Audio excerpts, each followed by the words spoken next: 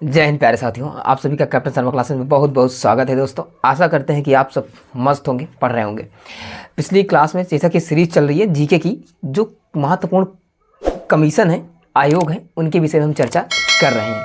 ठीक है, तो आज एक नए सीरीज के साथ, पिछली क्लास में हमने बात की थी कि चुनाव आयोग यानी निर्वाचन आयोग क्या होता है, भारत निर्वाचन आयोग क्या है, कैसे काम करता है, इसके विषय में ये वीडियो पोस्ट करे थे एक क्लास में। उसमें जो भी जिनको भी निर्वाचन आयोग के बारे में नहीं समझ में आया था वो समझ चुके होंगे। आज बात करते हैं फाइनेंस कमीशन, वित्तीय आयोग के बारे में। देखो, ये वित्तीय आयोग क्या होता है जनरली आप सबको पता ही होगा, बहुत सारे लोग को नहीं पता होगा। तो आपको बता दें कि वित्तीय आयोग यानी फाइनेंस मतलब इकोनॉमिक, ठीक है, पैसों का सारा पूरा सिस्टम, पूरा जो एडवाइस होता है, जो केंद्र सरकार होती है ना, जो हमारा जो मोदी गवर्नमेंट है, यानी जो अभी वर्तमान में है, बीजेपी है केंद्र सरकार में, ठीक है। तो मतलब कि जैसे इनको सलाह लेना होता है ना, तो फाइनेंस के रूप में जो वित्त मंत्रालय है, जैसे अभी वित्त मंत्री कौन है, श्रीमती निर्मला सीतारमण जी हैं, ठीक है। तो अगर इनको कोई फाइनेंस रिलेटेड कोई सलाह लेनी है तो इनको सलाह कौन देगा? क्योंकि जो मिनिस्टर होते हैं, जो बनते हैं, क्योंकि इन्हें बहुत ज़्यादा ज्ञान नहीं होता, कोई है तो बहुत ज़्यादा ज्ञान नहीं होता फाइनेंस के बारे में। तो फाइनेंस के बारे में अगर इनको सलाह लेनी है, कोई योजना लानी है, कोई परियोजना लानी है, तो उसके विषय में अगर जानना है, सलाह लेनी है डिटेल से, तो किससे लेंगे भाई? इनके पास कोई आदमी होना चाहिए जो पढ़ा लिखा हो, उस सेक्टर में जानकारी हो, उसका अनुभव हो। तो उस कौन अब जाएंगे कहाँ? तो इसी के लिए, ठीक है, तो केंद्र सरकार को फाइनेंस यानी वित्तीय मामलों पर सलाह देने के लिए जो है वित्तीय आयोग यानी फाइनेंस कमीशन का गठन किया गया। तो आज इसके बारे में डिटेल्स चर्चा करेंगे। आप समझ में आ गया होगा कि वित्तीय आयोग क्यों बनाया गया, क्या कारण था इसका। तो ये जो केंद्र सरकार है उसको वित्तीय मामलों पर यानी जो फाइनेंस होता है, आर्थिक मामलों पर सलाह देने के लिए काम करता है। इसमें एक अध्यक्ष होता है और इसके 4 और अन्य सदस्य होते हैं। ठीक है, अब बात इसमें करते हैं। सबसे पहले ये है चीज़ क्या, ये क्लियर हो गई। अब सबसे पहले ये है संवैधानिक है कि नहीं है, ठीक है। तो सबसे पहले आपको बता दें कि ये वित्तीय आयोग संवैधानिक निकाय है। क्या संवैधानिक निकाय है? आपका ये जो देखो, ये आप सबको पता होना चाहिए, ठीक है। ये आपका एग्जाम में ऐसे डायरेक्ट क्वेश्चन, यहाँ से 1-2 क्वेश्चन आते ही रहते हैं जनरली, सीडीएल वगैरह में, सीडीएस वगैरह में डायरेक्ट पूछता है कि आप ये बताइए कि वित्तीय आयोग क्या एक संवैधानिक निकाय है कि नहीं है। तो संवैधानिक निकाय यानी कॉन्स्टिट्यूशनल बॉडी वो होती है जिसका आर्टिकल संविधान में मिलता है, जो किसी न किसी अमेंडमेंट के द्वारा, एक्ट के द्वारा जोड़ा गया होता है, जिसका कुछ ना कुछ आर्टिकल होता है, वो आपका संवैधानिक बॉडी कहलाती है। ये भी आप बात को आपको समझ में आ गई, समझ गए?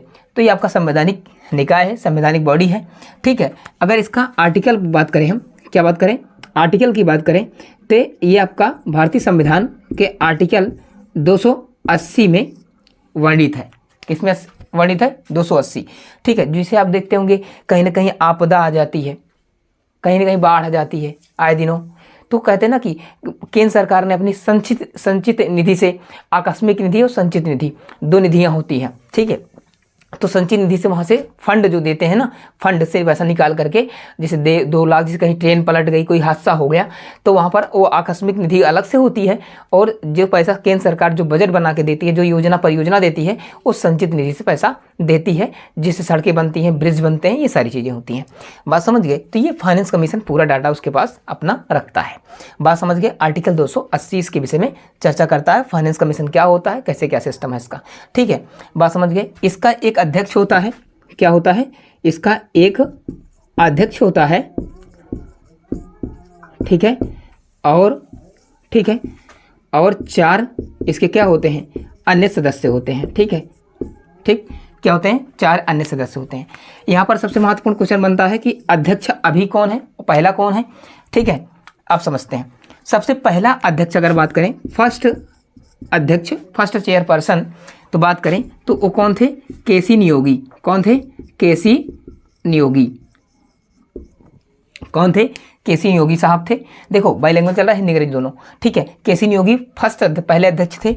अगर बात करें अभी, इसके पहले अभी भी चेंज भी हुए हैं, ठीक है। 15वें वित्त आयोग जो थे वो कौन थे? ठीक है, कौन थे? नंद किशोर सिंह। बहुत एग्जाम में कई बार पूछा जा चुका है ये नंद किशोर सिंह, इनको शॉर्ट फॉर्म में बोलते हैं NK सिंह। ये अभी तक थे, अभी नहीं है, अभी वर्तमान में कोई दूसरा है, अभी बदले तो कभी कोई पूछ सकता है कि 15वें वित्त आयोग के अध्यक्ष कौन है, एन के सिंह या नंद किशोर सिंह इनका पूरा नाम है। अभी 16वें नंबर के कौन बने हैं, 16वें नंबर के बने हैं अरविंद पनगड़िया। कौन बने हैं, अरविंद पनगड़िया, ठीक है, कौन बने हैं, अरविंद पनगड़िया, ठीक है, जो कि पहले फर्स्ट उपाध्यक्ष रह चुके हैं, किसके, फर्स्ट उपाध्यक्ष रह चुके हैं नीति आयोग के, किसके, नीति आयोग के पहले उपाध्यक्ष ये थे। ये क्वेश्चन आपको यहाँ से ऐड करना, क्वेश्चन बहुत ज़्यादा पूछता भी है, ठीक है। तो बात समझ गए, फर्स्ट मतलब कि नीति आयोग के वित्त आयोग के पहले अध्यक्ष कौन थे, केसी नियोगी, ठीक है। 15वें नंद किशोर सिंह, ठीक है। 16वें यानी वर्तमान में भी कौन है, अरविंद पनगड़िया, अभी अभी बने हैं हाल फिलहाल में। तो ये क्वेश्चन आपके एग्जाम में पूछा जा सकता है करंट के पॉइंट ऑफ व्यू से। और अरविंद पनगड़िया नीति आयोग के पहले उपाध्यक्ष भी रह चुके हैं। बात समझ गए, यहाँ तक बात क्लियर हो गई, कोई दिक्कत यहाँ तक नहीं, ये सारी बातें आपको समझ में आ गया होगा, ठीक है। चलो बहुत बढ़िया, क्लियर है यहाँ तक बातें। अब देखो ध्यान से, इसमें बात इतनी थी। अगर हम बात करें अध्यक्ष, अध्यक्ष कौन बनाएगा, अध्यक्ष कैसे बनता है, तो अध्यक्ष की समय सीमा यानी कार्यकाल जो है 5 वर्ष तक होता है। इसको रिइलेक्टिव भी किया जा सकता है, मतलब कि फिर से इसको निर्वाचित मतलब कि नामित किया जा सकता है। इसके कार्यकाल की समय सीमा बढ़ाएगा कौन, राष्ट्रपति के अंतर्गत सारा काम होता है, ठीक है, राष्ट्रपति के हाथ में होता है। इसकी सीमा इसको दोबारा से नियुक्त कर सकता है, या फिर इसकी क्या होती है, इसकी जो कार्यकाल होता है वो कितना होता है, 5 वर्ष के लिए होता है। कितना होता है, 5 वर्ष के लिए। बात समझ गए, ठीक है।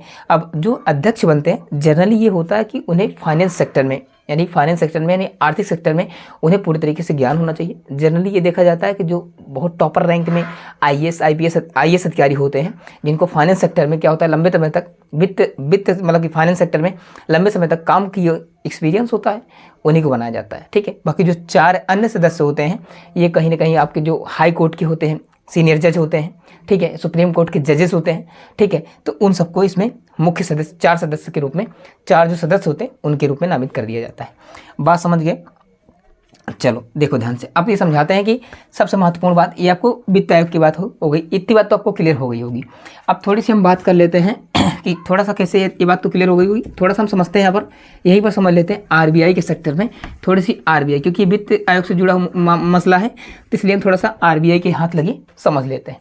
अगर हम बात करें RBI, reserve bank of India, ठीक है, रिजर्व बैंक ऑफ इंडिया, तो रिजर्व बैंक ऑफ इंडिया की स्थापना की अगर हम बात करें तो इसकी स्थापना हुई थी 1 अप्रैल, आज के ही दिन, ठीक है, 1 अप्रैल यानी आज के ही दिन, ठीक है, 1 अप्रैल 1935 को ये क्या हुई थी, आपकी इस्टेब्लिश्ड हुई थी। क्या हुई थी, इस्टेब्लिश्ड हुई थी, ठीक है, इस्टेब्लिश्ड हुई थी, बनी थी, निर्माण किया गया था। एक्ट की बात करें तो एक्ट आया था यानी 1934 का एक्ट है। कौन सा है, 1934 का एक्ट है, समझ गए। आरबीआई की स्थापना 1 अप्रैल 1935 को हुई थी, ठीक है। एक्ट कौन सा था, 1934 का एक्ट है, ठीक है, एक संवैधानिक बॉडी है, ठीक है। बात समझ गए।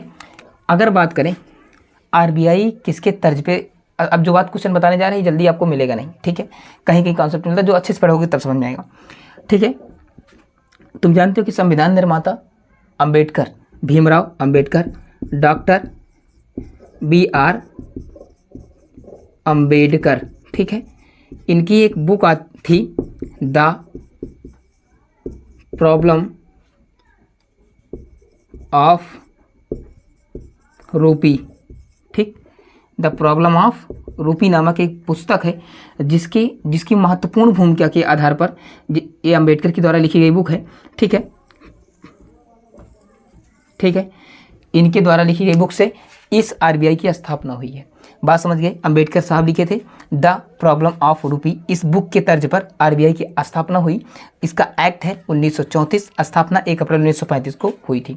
बात समझिए, जब इसकी स्थापना हुई थी तो इसका हेडक्वार्टर कहाँ पर था, कोलकाता में था। कहाँ पर था, कोलकाता में था। लेकिन जब इसकी स्थापना 1935 में हुई थी तो इसका हेडक्वार्टर कहाँ पर था, कोलकाता में था। कहाँ पर था, कोलकाता में था। लेकिन 1935 में, कब, 1935 में जब इसका स्थापना हुई तो कोलकाता था, लेकिन 1937 में, ठीक, 1937 में इसका हेडक्वार्टर बदल करके कहाँ कर दिया गया, मुंबई। अभी कहाँ पर है, मुंबई में ही है इसका हेडक्वार्टर। कहाँ पर है, मुंबई में ही है। बात समझ गए। अभी स्थापना इसकी मतलब कि स्थापना के टाइम कोलकाता, कभी कभी क्वेश्चन पूछता है ऐसे पूछेगा कि कोलकाता मतलब कि आरबीआई का हेडक्वार्टर स्थापना के टाइम पर कब कहाँ पर था, तो कोलकाता में, लेकिन अभी वर्तमान में कहाँ पर है, मुंबई में। कब बदला था, 1937 में। अब यहाँ से पूछ सकता है कि आरबीआई के फर्स्ट गवर्नर कौन थे, आरबीआई के फर्स्ट गवर्नर कौन थे। तो फर्स्ट गवर्नर जो था ना वो अंग्रेज आदमी था, उसका नाम था ओसवॉन स्मिथ। क्या, ओस, ठीक है, ओसवॉन स्मिथ, ठीक है, ओसवॉन स्मिथ था पहला गवर्नर और अंग्रेजी गवर्नर यही था। अगर बात करें हम पहला फर्स्ट इंडियन गवर्नर की अगर हम बात करें, ठीक है, फर्स्ट इंडियन गवर्नर की बात करें तो आप जानते होंगे, सुने होंगे कभी इनका नाम, चिंतामणि द्वारिकानाथ, ठीक है, चिंतामणि द्वारिकानाथ, ठीक है, द्वारकानाथ देशमुख, आप इनको शॉर्ट फॉर्म में कहते हैं सीडी देशमुख। क्या कहते हैं, सीडी देशमुख। देखो नाम बड़ा गजब का है, ठीक है। शॉर्ट फॉर्म में अधिकतर तुमको सीडी देशमुख लिखा ही मिलता है, लेकिन इनका पूरा नाम कभी कभी जब आएगा ना चक्कर काटो गोल, ठीक है। चिंतामणि द्वारकानाथ देशमुख, सीडी देशमुख, ये फर्स्ट इंडियन गवर्नर हैं। और नंबर के आधार पर बात करें तो थर्ड नंबर के हैं, नंबर के आधार पर बात करें तो थर्ड नंबर के हैं। बात समझ गए, कोई दिक्कत नहीं। इतनी बातें काम की हैं जो कि आरबीआई के फैक्ट से हैं। इसमें आरबीआई प्लस वित्त फाइनेंस कमीशन दोनों हमने चर्चा कर दी। इसमें एक क्वेश्चन इसके बारे में और जान लो कि इसका जो है ना आरबीआई पहले जब बना था तो ये प्राइवेट सेक्टर में था, प्राइवेट बैंक के रूप में था, लेकिन इसका नेशनलाइजेशन कब हुआ, राष्ट्रीयकरण का अगर बात करें हम तो राष्ट्रीयकरण कब हुआ इसका, तो इसका राष्ट्रीयकरण हुआ था, ठीक है, इसका राष्ट्रीयकरण हुआ था 1949 में। कब हुआ था, 1949 में। बात समझ गए, ठीक है। देखो जब कोई संस्था होती है, कोई प्राइवेट सेक्टर होता है, जैसे मान लो हमने कोई बैंक बनाई, ठीक है, मैंने बैंक बनाई और बैंक बढ़ती गई, उसमें कस्टमर्स बढ़ते गए, तो क्या होता है कि जैसे क्या होता है कि उसका लंबा जैसे बढ़ता गया तो सरकार की नज़र में आता है कि इसको जैसे अगर हम करना चाहें तो सरकार ये चाहती है कि इसको नेशनलाइजेशन करके, मतलब कि जो मेरा पैसा लगा है वो मेरा पैसा दे करके, ठीक है, मुझे एक तरीके से मैं जान लो उसको बेच दूंगा सरकार के हाथ में, ठीक है। तो क्या करते हैं, मुझे जो मेरा पैसा हो मैं जितनी की मांग करूंगा वो मुझे पैसा दे करके मेरी संस्था पूरी तरीके से क्या करेंगे, वो खरीद लेंगे, फिर वो पूरे सरकार के अंडर में काम करेगी, फिर जो भी उसमें काम होगा सारा सरकार के अंतर्गत होगा। तो यही होता है नेशनलाइजेशन। फिर वो प्राइवेट जो आपका निजी हाथ में है, ठीक है, किसी पूंजीपति के हाथ में, फिर पूंजीपति के हाथ से निकाल करके सरकार स्वयं अपने अंडर ले लेती है। यही होता है राष्ट्रीयकरण। बात समझ गए, ये सारी आरबीआई के बारे में थी, ये आपका फैक्ट था, इंपॉर्टेंट सारी बातें हमने कर दी, ठीक है। आरबीआई भी आप समझ लिए, फाइनेंस कमीशन भी सीख लिए। उम्मीद करते हैं, आशा करते हैं, विश्वास करते हैं कि आप लोग को सारा काम और सारी बातें समझ में आई होंगी। चलो मिलेंगे, ऐसी सीरीज चल रही है, आप लोग जुड़े हैं और देखते रहिए, शेयर करते रहिए। काम की बातें, क्वेश्चन डायरेक्ट बनेंगे और फैक्ट बेस्ड है। चलो कम्युनिटी सेक्शन में इसके क्वेश्चंस भी मिलेंगे, उनको भी आप जरूर अटेम्प्ट करिए और अपने नॉलेज को जानिए कि हमें कितनी बातें याद हो रही हैं, ठीक है। चलो मिलेंगे अगली क्लास में एक नए सेशन के साथ, तब तक के लिए जय हिंद।